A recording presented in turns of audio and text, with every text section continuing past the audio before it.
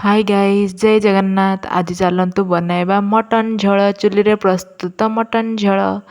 Mutton को प्रथमे धोईदबा तापर से लुण हल्दी पकईकी ताकू टिके गुलेकी किछि समय पय रखिदबा रेस्ट रे।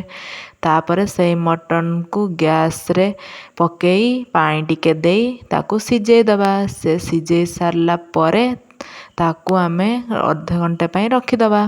तापर चुली रे आमे सोरिष तेल पकई सेतरे गोटा मसला पकई पियाज पकई ताकू टिके फ्राए करदबा टिके कड़क हवा पर्यंत। तापर से हलदी लकागुंड पकईबा कलर आसिया बोली से पियाज रे पकईदबा। तापर से अदा रसुण पेस्ट बिलाती पेस्ट पकई देई मसला टी को कषिबा।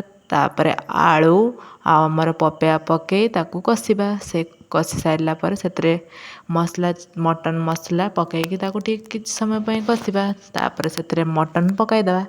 मटन हो सारा पर ताकू किछि समय फुटिया पय छाड़ीदबा। तापर से गरम